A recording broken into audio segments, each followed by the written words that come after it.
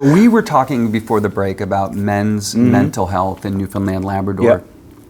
It's been a really tough time with coronavirus, with lockdowns. You've even done some work with the local prison population teaching mindfulness meditation.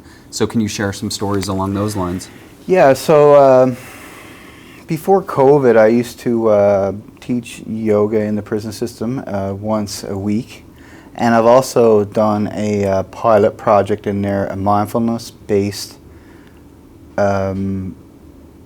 addictions program, but using mindfulness, sharing and stuff. So, you know, the prison is the ultimate perfect storm of ill-being or bad mental health, trauma.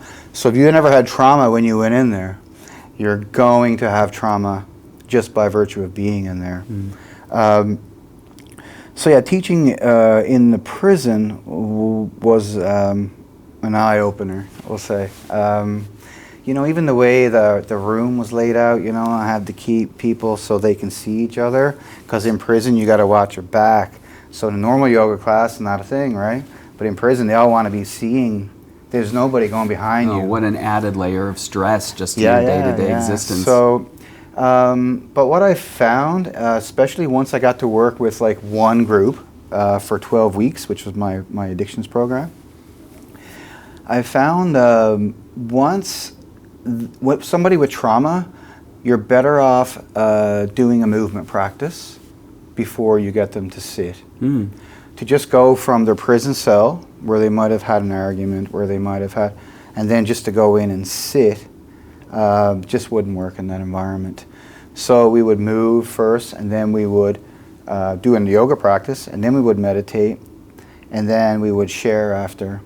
And I'll never forget, we were doing a sharing circle one time, and the guy I was scared of the most, we'll call him Carl, I was really intimidated by him, because I knew everybody else was afraid of him. So if they're all afraid of him, I was like, well, you know, he's bad, right? And we used to share in a sharing circle. So in Buddhist sharing circles, the way it works is only one person speaks at a time, and there's no talk back. I'm not allowed to comment on what you said, so it creates a safe space.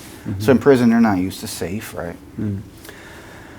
But it took a long time to get them to open up. But me, I would lead, and with me being vulnerable, I found whenever I do anything as a man, if I'm willing to be vulnerable, then it allows for other men to be vulnerable. But anyway, this came to this guy, Carl, and he didn't speak for like the first 6 weeks, just sat there. And I just thought he was going to skip. And he raised his hand. He said, I need to say something. I said, okay, cool, what's on the go? He said, I need to thank you. I said, oh, cool, well, you know, what, something happened? Or he said, yeah, he said, someone ratted me out for selling drugs. And he said, I was going to break their face, because, you know, that's what happens. Like, the rule in prison, if you get snitched, you're getting stitches. That's a saying, snitches get stitches. He said, I waited 2 days and I watched this guy and I could not get him alone. He said, finally, I got him in the shower and I found him and I ran down. He said, I had him by his throat and I was choking him to death. He said, I pulled my fist back and I heard your voice in my head saying, don't be a prisoner of your own mind. And he said, I just let him go. And he said it was the first time in his life that he didn't react to his anger in his life. It's amazing when you take that pause, right, and be mindful.